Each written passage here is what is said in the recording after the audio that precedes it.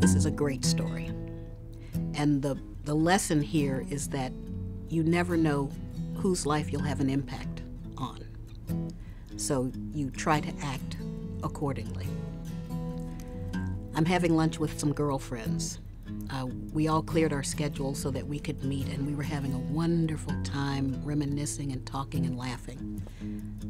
The restaurant server comes and hands me an envelope and says, "There's another diner who has just left, but she wants to buy you dessert." So I said, "Oh, how nice." And he said, "And here's this note from her."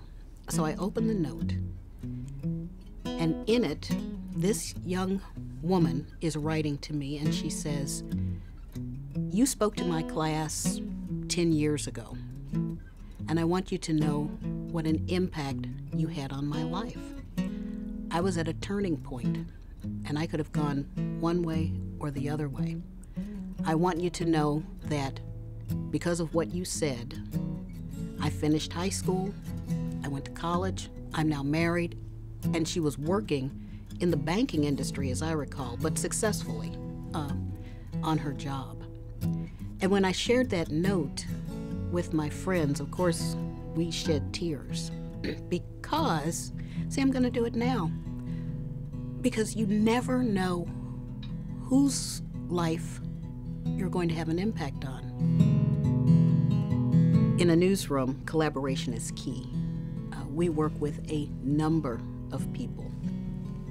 We work with photographers, editors, producers, assignment managers, news directors, and we're all on deadline. And you know, in a newsroom, you have not just a deadline at noon, 5, 6, 11. You've got deadlines for radio. You've got deadlines for teases are due. You've got this deadline, that deadline. So collaboration is key. It's important to be able to work well with others. It's important to listen to others. It's important to say what you need to say, but it's important to maintain good working relationships. And in terms of collaboration in a newsroom, we do it every day, all day, 24/7. When I was growing up, the youngest of 3 girls, whenever my 2 older sisters and I would go out, whether it's a football game or a basketball game, or to a party, my mother would always say, "Remember, you're a Lomax."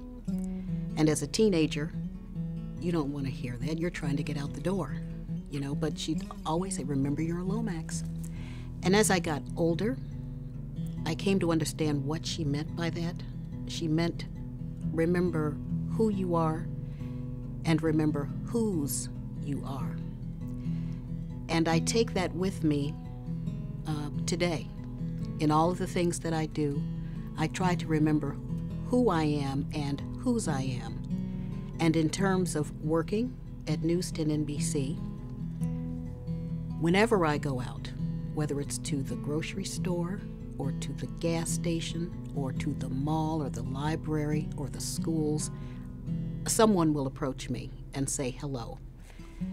And I always try to remember that I am representing not only Janet Lomax, but I'm representing the station as well. All of us aren't perfect, but we should try to be. And we should try to remember who we are and whose we are.